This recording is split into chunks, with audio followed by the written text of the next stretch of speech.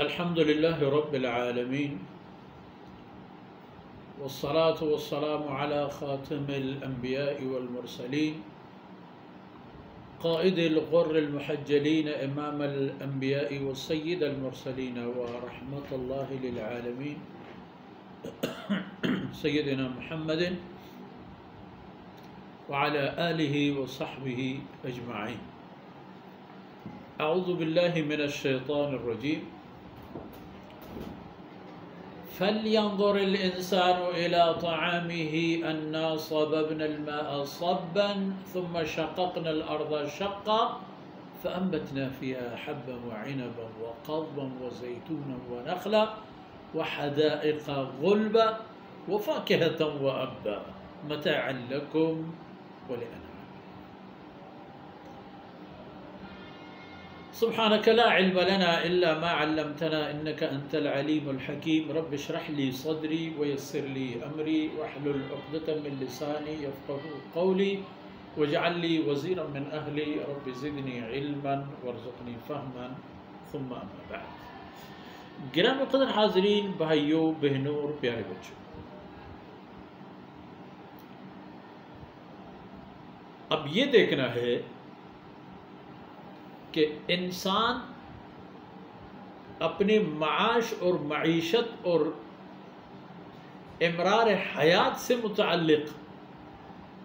جن چیزوں پر انحصار کرتا ہے وہ کہاں سے آتے ہیں اور وہ کیسے آتے ہیں اور ان کی کیا حالت ہے، اور یہ باتیں بھی غور طلب ہیں. انا صببنا الماء، ہم نے کس طرح پانی کو بہا کر اتار دیا، پانی نازل فرمایا. پانی زمین پر آ گیا، پھر شققنا الارض شقا، جب زمین نے پانی جذب کر لی، پی لی اور پانی کو اپنے وجود میں جگہ دی. یہ بات بہت ساری ہیں اس حوالے پر. ایک یہ کہ پانی زمین کے اندر جا کر محفوظ ہو جاتا ہے، اور سوکھی زمین، خشک زمین، بنجر زمین، ویران زمین اس پانی کو پی کر اسے جذب کر لیتا ہے، جس طرح ہم اور آپ پانی پی کے پھر اس کو اپنے جسم میں جذب کر لیتے ہیں. پھر کیا ہوتا ہے کہ شققنا الارض شقاً کی باری آتی ہے. دراصل پانی تو خیر زمین کے اندر چلا جاتا ہے، لیکن زمین کے اندر جو بیج اور دانے ہیں، جو ریشے اور جڑیں ہیں انواع و اقسام کے اللہ رب العزت کی پیدا فرمائے، وہ بھی حیات لے لیتے ہیں اس پانی سے. ان کو اللہ نے یہ بالیدگی دی ہے. ایک چھوٹی سی بیج کو، ایک معمولی سی بیج کو اللہ نے یہ طاقت دی ہے کہ وہ پانی اپنے اندر جذب کر لیتا ہے، اور اس میں بھی ایک زندگی اور ایک ولادت اور پیدائش شروع ہو جاتی ہے. اسے آپ دیکھے ہوں گے کہ کئی سال کی قحط سالیاں بغیر بارش کی، کئی سال، 5 سال، 7 سال، 10 سال، ہر طرف ویرانگی کا منظر ہوتا ہے اور ہر چیز خوفناک ہوتی ہے. لیکن اللہ رب العزت جب بارش نازل فرما دیتے ہیں، جب بارش برستا ہے، تو اللہ رب العزت کے حکم سے یہ ساری زمین کی جتنے بھی حصے ہیں ان میں بالیدگی اور روئیدگی پیدا ہو جاتی ہے، اور ان کے اندر پہلے سے موجود اللہ کے حکم سے وہ چھوٹے موٹے دانے جڑی بوٹیوں کے یا درختوں کے یا دیگر کھانے پینے چیزوں کے، وہ بھی اپنے لیے زندگی حاصل کر لیتے ہیں اللہ کے حکم سے. انہیں بھی ایک قسم کی ولادت ان سے ہوتی ہے، کیونکہ جن جڑی بوٹیوں سے وہ زمین کے حصہ بن گئے تھے وہ تو ختم ہو چکے تھے. آپ نے گندم کاشت کر لی، جو کاشت کر لی، یا جوار یا اور قسم کے کوئی بھی دانہ یا کسی بھی قسم کے ساگ یا کسی بھی قسم کے درخت، ان سب کو اللہ رب العزت نے ایک مرحلہ دے دی ہے کہ وہ پیدا ہونے کے بعد اور رشد حاصل کرنے کے بعد اور ثمرہ حاصل کرنے اور دینے کے بعد اپنا ایک یادگار چھوڑ جاتے ہیں، جو دراصل اللہ رب العزت کی ایک نعمت ہے بقیہ نسلوں کے لیے، جو نسل بنسل یکی بعد دیگری جب آتے ہیں تو ان میں سے بھی ہر ایک کو یہ چاول چاہیے ہوتا ہے، دانہ، گندم، فروٹ اور میوجات اور سبزی جات اور ترکاریاں، یہ سب کی ہمیشہ ضرورت ہیں، اور یہ بیج میں اللہ نے خزانہ ڈال دیا ہے، بیج میں ایک خزانہ ہے۔ انا صببنا الماء صبا ثم شققنا الارض شقا، پھر ہم زمین کو پاڑ دیتے اور انبتنا فیہا حبا واحدا، کہ اس میں دانے بھی اگتے ہیں، اور اس میں انگور جیسے ایسے درخت کہ جن کے انواع و اقسام کے اللہ رب العزت رکھے ہیں، جن کے دانے اور جن کے پھل آپ کے کام آ جاتے ہیں، مزے سے کھاتے ہیں، اور آپ کے جسم کو، آپ کے طبیعت کو ان سے بشاشت ملتی ہے۔ حبا وعنبا فانبتنا فیہا حبا وعنبا وقضبا، اور ان سے انواع و اقسام کی ایسی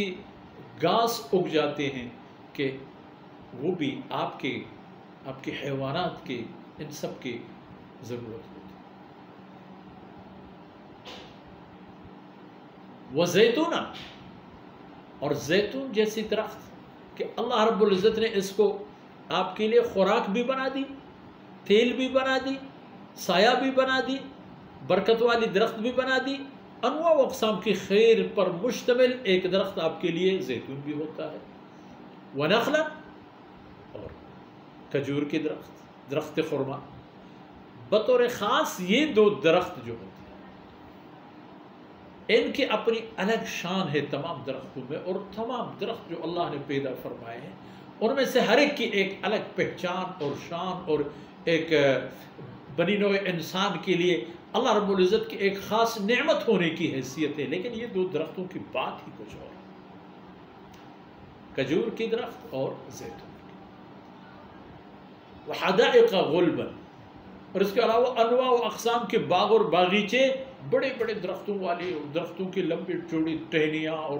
ٹہنیوں کے پر ٹہنیاں، ایک درخت اگنے میں اور بڑے ہونے میں آپ کے لیے ایک زینت بھی ہے، آپ کے لیے ایک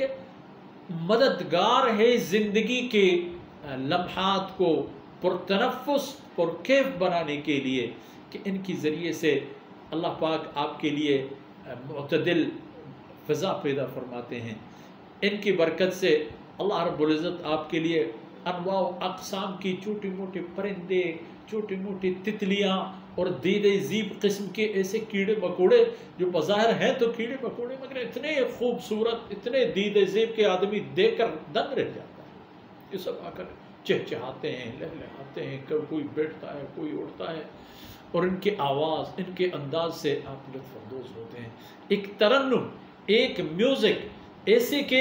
ان کے سننے سے آپ فوراً اللہ رب العزت کی صناعی اور اس کی قدرت کاملہ کی طرف متوجہ ہوتے ہیں، آپ کی غفلت کو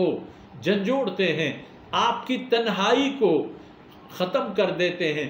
آپ کی اضطراب اور پریشانی والی کیفیت سے آپ کو نکلنے میں مددگار ہوتے ہیں۔ اور یہی درخت آپ کو سایہ فراہم کر دیتے ہیں، آپ کو ایسے آکسیجن دیتے ہیں، ایسے گیس کہ جو کچھ آپ کو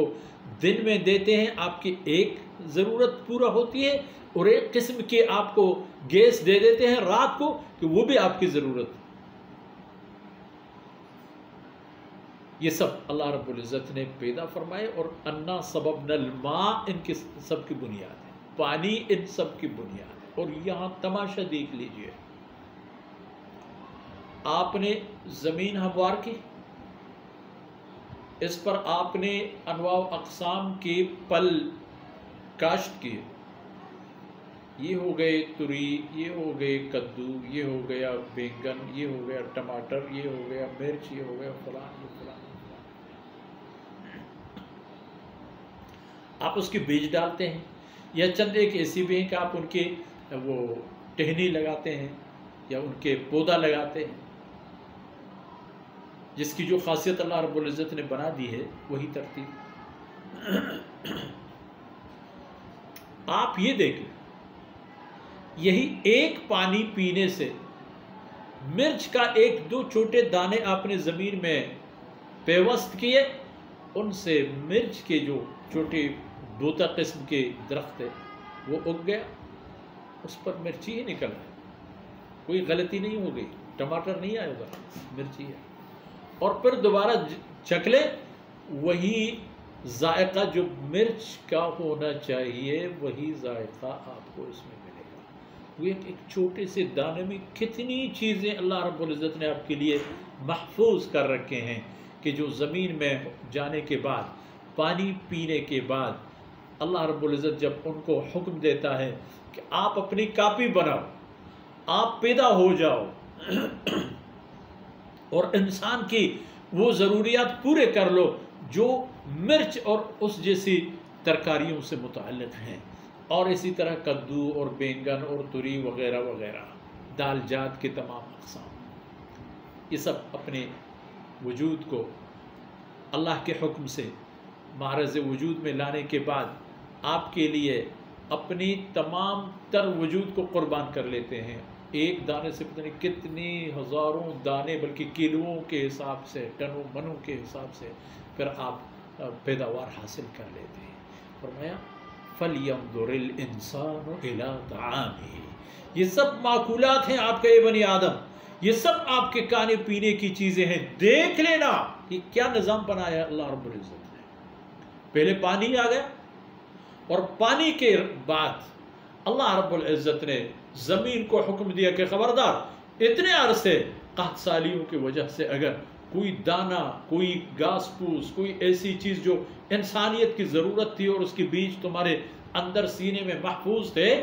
وہ ضائع نہ ہونے پائے، انہیں وجود میں آنا چاہیے۔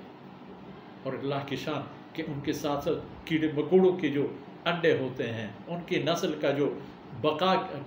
کے انڈے دفن ہوتے ہیں، وہ بھی سارے معرض وجود میں آ جاتے ہیں۔